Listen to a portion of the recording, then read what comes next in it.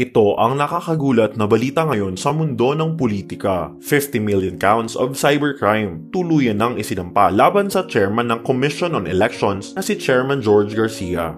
Talagang padami ng padami ang problemang kinakaharap nitong si COMELEC Chairman Garcia dahil matapos nga ng mga nagdaang kaso na isinampa laban sa kanya kasama na nga ang disbarment case ay ngayon meron na namang panibagong problema na dumagdag na talaga namang hindi rin basta-basta. Bukod nga kay Attorney Harold Respicio na talagang nagsiwalat sa di umano'y kabulastugang ginagawa ng COMELEC ay nagsama-sama na rin ang grupo ng mga abogado, dating opisyal ng gobyerno at civil society leaders para tuluyan na ngang tuldukan ang tila malawakang kalokohang ginagagawa ng COMELEC sa panguna nga ni Chairman George Garcia. Di umano, ang COMELEC ay nakagawa ng system interference nang pakialaman nito ang software nang gumawa ito ng unauthorized changes sa ginamit na automated counting machines noong nakaraang eleksyon.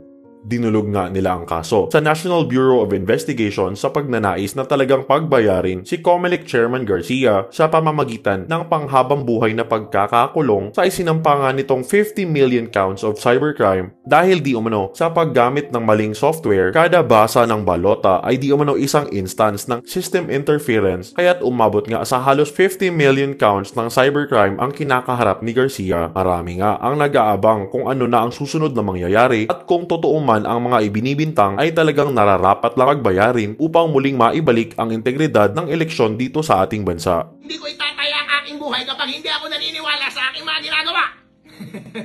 Attorney, diretso na sabi ho ng COMELEC ni COMELEC Chair George Garcia, matagal niya nang sinagot yung reklamo ninyo at pinabubulaan niya yung mga paratang ninyo. Sabi niya, naging maayos, matapat, tahimik ang halalan at tinandaw po'y pinatotohanan ng PPCRB, European Union, ilang embassy, simbahan, paaralan at iba pang organisasyon. Reaction po ninyo, Attorney? As usual, Chairman George is all BS. As a matter of fact, ang kasama namin dito sa complaint na ito with NBI is yung founder ng NAMFREL, si Mr. Gas Lagman. At kasama rin namin ang mga bishop dito. At kasama rin namin ang mga general. At yung EU report na sinasabi niya ay against COMELEC actually. Binanggit nga nila doon yung report na yun na pangaharas na ginawa nila sa akin, na mali yung ginawa nila sa akin dahil ang binanggit ko lang naman ay lahat ng kamalian ng COMELEC. As a matter of fact, ma'am, kung basahin ninyo yung EU report, lahat ng sinabi ni Chairman George Garcia ay hindi totoo.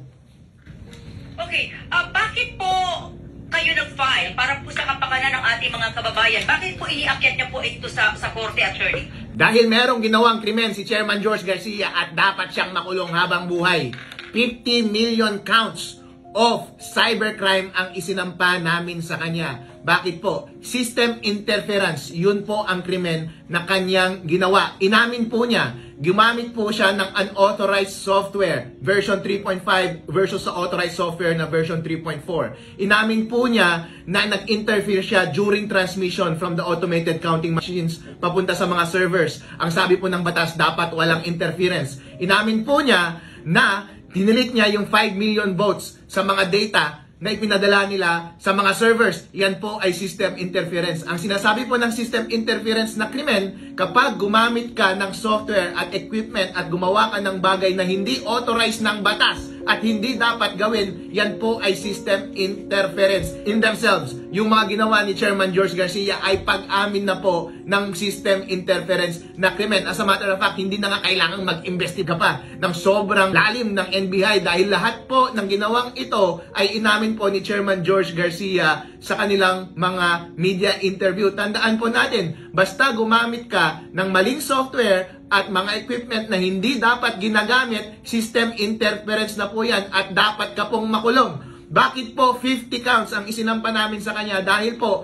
kada balota na binasa ay maling software ang ginamit nila. Katumbas ng bilang ng dami ng balota na binasa ng makina na naglalaman ng maling software. At kasing dami rin po ng bawat automated counting machine na nag-transmit at yung transmission nila ay in-interfere ni Chairman George Garcia. 100,000 po ang makina na in-interfere nila yung transmission. Ang kada count po ng system interference na crime under Cybercrime Act ay 6 to 12 years. At kapag i-combine mo lang lahat-lahat, ay sobra-sobra na po yan sa buhay ng isang tao. Kaya po, gusto naming makulong habang buhay si Chairman George Garcia. At meron din pong pagmulta na kasama kapag convicted si Chairman George Garcia dito. At least 200,000 pesos kada count. Kulang pa po ang bilyones na ibinayad sa COMELEC para bayaran ang 50 million counts na multa na 200,000 each.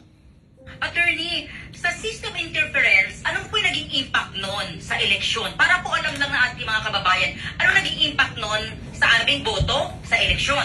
Ang impact po nun ay wala nang tiwala ang taong bayan sa resulta ng eleksyon. Dapat po ay siniguridad ng COMELEC ang integrity ng software, ang integrity ng transmission, ang integrity ng lahat ng data. Lahat po yan ay binuwag nila. Maling software ang ginamit, nag-interfere sa transmission. Sapat na po ang pag-amin ni Chairman George Garcia na explicitly nag-interfere siya sa software, sa transmission at erasure ng data. Meron man siyang ginawang daya noong ginawa niya iyon, hindi na po yun mahalaga. Ang mahalaga po ay umamin siya na nag-interfere siya sa ating election systems na hindi naman dapat in themselves. Yan po ay krimen na mismo at dapat po siyang makulong.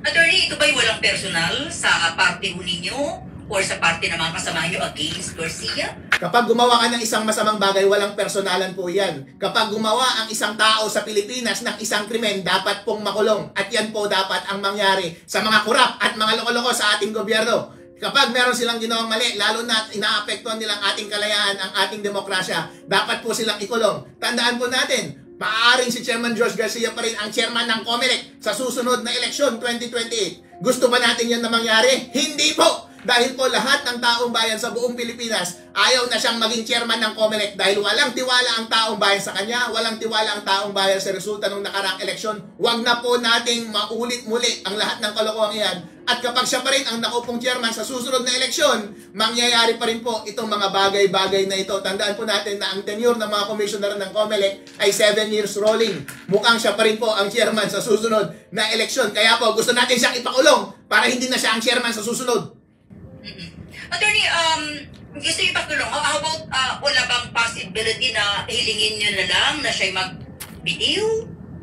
Kapag hilingin kong siyang magbitiw, hindi naman niya ginagawa. Lahat naman po ng ginagawa niya ay puro pagtanggi. Kapag ang taong tumatanggi po ng mga akusasyon sa kanya, maasahan po ba natin siya ay magbitiw? Hindi po. Kaya po pipilitin natin ang pwersa ng batas. Yun po ang gagawin nating instrumento para po hindi na siya ang umupo sa susunod na halalan. Sa mga nakikinig po, nasaan na po itong reklamo nyo laban kay Garcia? Nandyan po sa NBI, ipinasa po namin ngayong araw na ito sa NBI. Kasama po natin ang napakaraming mga pari, mga general. Kasama na ang mga dating commissioner ng COMELEC. Kasama na rin po si Mayor Magalong ng Baguio. Kasama din po yan. Lahat po ng mga bigating tao sa buong Pilipinas. Lahat ng nasa forefront ng election reform sa Pilipinas ay kasama po natin para po mapanagot ang mga gumawa ng kalokohan noong nakaraang eleksyon. Kasama na si Chairman Georgie Garcia. Oo, pero ano po ang proseso sa NBI? Investigation lang. Kailan po yun? Ano po yung epekto nun sa mga nakikinig sa atin, attorney, as a lawyer? Huwag po nating langlangin lang ang investigation ng NBI dahil ang number 1 po na may jurisdiction sa lahat ng cybercrime ay ang NBI. At yun po ang tamang pagfailan ng kaso kapag gusto nating ipakulong at mapanagot ang lahat ng gumawa ng krimen noong nakaraang eleksyon. Dahil po, investigation po yan, pero ang culmination yan ay criminal prosecution. Kapag criminal prosecution po at dumaan sa NBI, napakalakas po ng ebidensya niyan at yung chances na maging successful yung criminal prosecution ay mataas. Kaya natin ipinadaan sa NBI dahil gusto talaga nating mapanagot si Chairman George Garcia at makulong siya ng napakahabang panahon. Nainiwala ho ba kayo na may pupuntahan pa yung reklamo ninyo laban kay Garcia, attorney? Sa tingin mo ba, isasampa namin yung kaso na yan kapag wala kaming tiwala sa aming ginagawa? Nasa inyo yun, attorney. At syempre, yung mga nakikinig sa atin, di ba? Kasi kanina, attorney, nagbigay na siya ng kanyang statement. Sabi niya, handa akong harapin yan. Saka, nililista ng iba't ibang organization yung pangalan ko about that. Not true. True to form. Always not telling the truth. Ano po ang inyong mensahe, attorney, sa mga nakikinig sa atin ngayon, lalo na ho sa COMELEC? Mga kababayan natin dito sa Pilipinas, huwag po nating bibitawan ang laban natin para sa isang malinis na eleksyon para sa 2028. Tandaan po natin na grabe ang kalokohan ng ginawa nila ngayong 2025. May alegasyon po na nagkakabilihan ng boto doon mismo sa loob ng COMELEC para lamang mapanalo ang mga kandidato. At ako po personally, may hawak ako ng mga recorded messages at recorded na conversation na umaamin po mismo ang mga napakataas na tauhan sa COMELEC. At alam nyo na kung sino ang tinutukoy ko, hindi ko lang mailabas-labas dahil yung mga may hawak ito ngayon ay involved din doon sa conversation na to. Kaya napakasigurado po ako sa lahat ng kalokohan nilang ginawa. At lahat ng nakikita nating kalokohan, lahat ng mga nakikita natin na ebidensya tungkol sa pagpalit ng software, pag-interface sa transmission at pag-erase ng data, lahat po yan ay manifestation ng lahat ng kalokohang ito. Mga kababayan, alam kong ayaw nyo na ulit na maulit ito sa 2028. Napakahalaga po na may practice natin ang demokrasya natin na walang pakialam ang kahit na sinong makapangyarihang tao dito sa ating bansa na hindi pakialaman ang ating boto. Dapat po sa 2028, hindi na maulit ang lahat ng ito. Kaya dapat po nating implement ang ganitong pagpaparusa sa lahat ng mga nananagot. At ang solusyon po dyan actually po ay yung Section 31 ng Automated Election Law.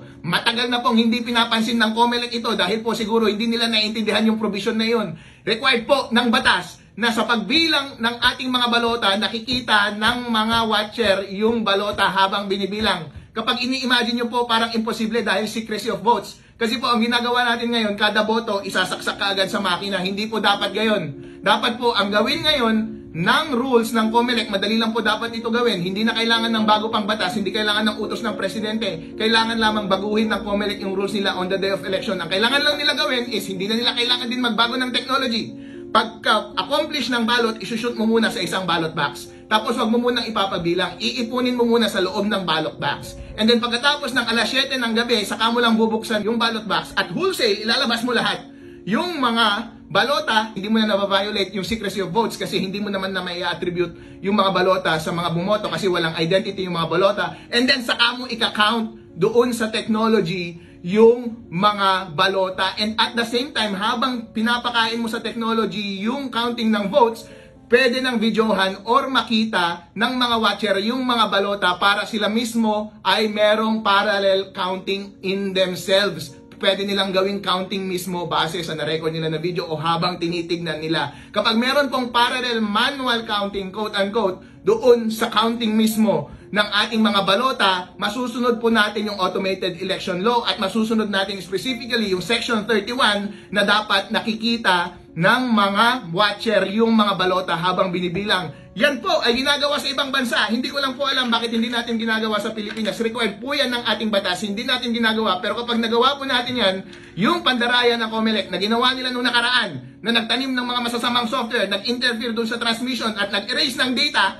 magdadalawang isip na silang gawin iyon dahil po merong sariling bilang at may sariling record, may sariling video at nakita mismo ng mga watcher ang lahat ng balota at kaya nilang magpresenta ng ebidensya ng totoong bilang ng boto base sa balota na kanilang nakita. Dapat po natin yan i-implement dahil required po yan ng batas. Kapag ayaw pa rin po na gawin ng COMELEC yan sa susunod, kailangan po tayong magmandamos sa Supreme Court para po yan ay ipatupad. Mga kababayan ko, kapag hindi po yan ipatupad, garapalan na po talaga na hindi nila pinapansin ang ating demokrasya at sana po, huwag tayong pumayag na mangyari ito at alam nyo na ang ating gagawin.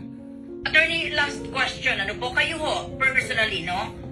Naniniwala ba kayo nagkaroon ng malawakang dayaan sa katatapos na eleksyon? Inuulit ko, hindi ko ginagawa ang lahat ng bagay na ito. Hindi ko itataya ang aking buhay kapag hindi ako naniniwala sa aking mga ginagawa. Naniniwala po ako na merong totoong nangyaring malawakang dayaan nung eleksyon. Marami po akong nakausap na nagsasabi sa akin ngayon na totoong nagbayad. Magkabila ang kandidato nagbabayad. Nagkaroon sila ng misunderstanding ngayon, nagpapa-refund na. Yung mga hindi pinanalo na mga kandidato, maraming dinidisqualify, maraming binabaliktad na resulta dahil lamang hindi maayos ang kanilang pangongolekta para sa kanilang pandaraya at nakikita natin talaga yung totoong implementasyon ng daya dahil sa hindi tamang paggamit ng software, dahil sa kanilang pag-interfere sa transmission at sa kanilang pag-delete ng mga data. Wala pong kahit na sinong matinong tao kapag titignan yung bagay-bagay na yan, ang magkakaroon pa ng doubt na totoo ngang merong nangyaring dayaan noong nakaraang eleksyon. Attorney, salamat po sa inyong panahon sa amin. Thank you po sa inyong mga statement. Maraming salamat po na tinanggap niyo po yung aming interview sa inyo. Thank you, Attorney. Mabuhay po kayo. Alright. Thank you, sir. Excellent. Thank you so much.